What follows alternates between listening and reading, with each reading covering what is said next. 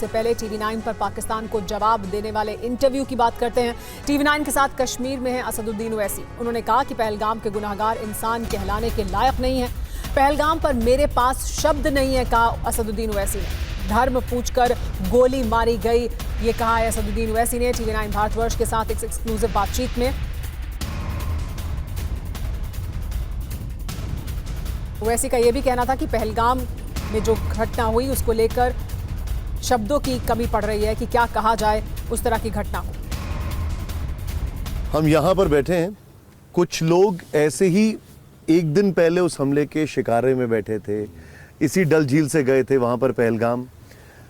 हमने पहले भी कई हमले देखे हैं, पहले भी कई आपदाएं देखी हैं, देश ने पहले भी कई दर्द देखे हैं, लेकिन हमने ओवैसी साहब को कभी इतना गुस्से में नहीं देखा इस बार जितना देख रहे हैं हम। नहीं, देखिए गुस्सा नहीं है। अगर आपके दिल में अल्लाह ने एक धड़कता हुआ दिल दिया है, हम तमाम का ऊपर वाले ने इंसान बनाया है। आप एक मशहूर टीवी एंकर है, हम एक पार्लियामेंट के मेंबर हैं, मगर सब चीज़ों के बाद हम इंसान हैं। तो आप तो इन चीज़ों को देखकर आपको तकलीफ होती है। और आप पूछ रहे हैं समुदाय, रिलीजन पूछ रहे हैं, कलमा नहीं पूछ रहे हैं, गोली मार रहे हैं।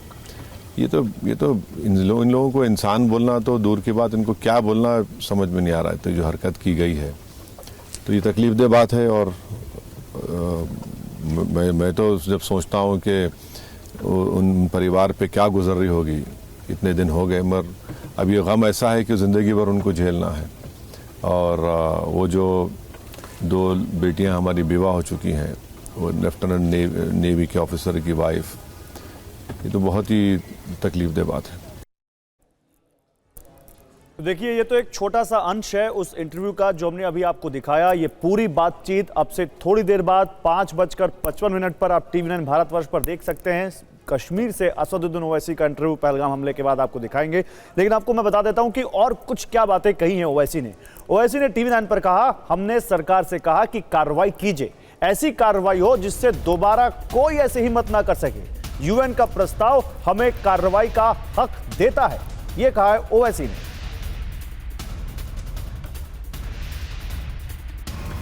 ओवैसी जी, हर कोई ये समझना चाहता है, जानना चाहता है कि इस हमले का रिमोट कंट्रोल जिसके पास है, यानी कि पाकिस्तान, उसका हश्र क्या होना चाहिए, क्या सलूक किया जाए? नहीं, हम ऑल पार्टी मीटिंग जो सरकार ने बुलाई थी उसमें हम तमाम अपोजिशन पार्टीज़ ने एक ही आवाज़ में हुकूमत से कहा कि आप इन आतंकवादियों के ख़िलाफ़ और इन आतंकवादियों को जो मुल्क पाकिस्तान पनाह देकर रखा है उनके ख़िलाफ़ आप सख्त कार्रवाई करिए। और मेरा मानना ये है, मेरा डिमांड भी ये है कि ऐसी कार्रवाई होनी चाहिए कि फिर दोबारा हमारे वतन अजीज़ में इस तरह की दहशत गर्दाना या आतंकवादी आकर मनमानी कर कर किसी की जान ना ले। हम उम्मीद करते हैं कि हमारी सरकार इसके ख़िलाफ़ एक्शन लेगी। और FATF में तो ग्रे लिस्ट में डालना ज़रूरी है। आपको याद होगा कि 26/11 का वाक़या हुआ, जब FATF के ग्रे लिस्ट में पाकिस्तान आया तभी जाकर वो जो थोड़ी कार्रवाई तेज़ हुई। 26/11 के जो कॉन्स्पिरेटर्स थे, ज़कीउर रहमान लखवी, 5 साल ग्रे लिस्ट में, हाँ, तो जब उनको कुछ करना पड़ा। और उसके बाद ये देखिए, ये जो माफ़ करना आपकी जो बिरादरी है जो बोल रही है कि बदला नहीं है, ये हमारे को हमारे डिफेंस में एक्ट करना है। और चाहे वो स्टेट हो, नॉन स्टेट एक्टर्स हो। और आर्टिकल 51 यूनाइटेड नेशंस का हमको इजाज़त देता है।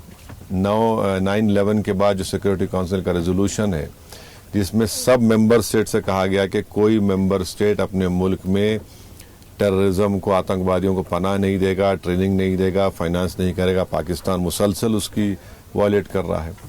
तो जितने भी स्टेप्स उठाने हैं उठाना चाहिए और एक ठोस कार्रवाई करना चाहिए। और ये तो प्रेरोगेटिव गवर्नमेंट का है, मगर इसके साथ ही साथ मैं ये भी कहूँगा कि एक अकाउंटेबिलिटी भी फिक्स होनी चाहिए। और हमारी जो देश की डिटरेंस पॉलिसी है उस पर असरनो हमको जायज़ा लेना पड़ेगा। असदुद्दीन ओवैसी से पूरी बातचीत आप देख सकते हैं आज शाम 5:55 पर। और क्या उन्होंने कहा इस इंटरव्यू में, कुछ अंश आपको और दिखाते हैं। TV9 से बातचीत में असदुद्दीन ओवैसी ने कहा कि पाकिस्तान को जवाब देने का वक्त आ गया है। पाकिस्तानी आर्मी नहीं चाहती कि दोनों देशों के रिश्ते सुधरे। जवाब ऐसा हो कि पाकिस्तान दोबारा कुछ करने से पहले 100 बार सोचे। तो असदुद्दीन ओवैसी का यह इंटरव्यू पहलगाम आतंकी हमले के बाद कश्मीर में किया गया है। हमारे सहयोगी निशांत चतुर्वेदी ने इंटरव्यू किया है, जिसमें उन्होंने बहुत सारी बड़ी बातें कही हैं। मेरा बार बार एक हंच आता है, वो हंच आता है कि आखिर पाकिस्तान का इलाज क्या हो। हम 3 बार जंग लड़ चुके हैं, 2 बार सर्जिकल स्ट्राइक कर चुके हैं, उसके बाद भी जो पाकिस्तान का जो एक इनहेरेंट टेंडेंसी है वो चेंज नहीं होती। क्या परमानेंट इलाज है? फुल एंड फाइनल पाकिस्तान का कैसे किया जाए? चेंज नहीं हुई वो उनका। देखिए, जब तक वहाँ पर मिलिट्री एंट्रेंस्ड है, मिलिट्री एक इंडस्ट्री है वहाँ पर, और वो कभी भी नहीं चाहेंगे कि हमारे पड़ोसियों से ताल्लुकात उनके अच्छे हो जाएं। भारत छोड़िए, अफगानिस्तान के बॉर्डर पोस्ट पर गोलियां चला रहे हैं, ईरान के बॉर्डर पोस्ट पर गोलियां चला रहे हैं, हर जगह ये लोग अपनी गंदगी को फैला रहे हैं। तो ये हमको ये समझ के चलना पड़ेगा कि ये लोग जब तक रहेंगे, हमको ये समझ के चलना पड़ेगा कि ये लोग सुधरने वाले नहीं हैं।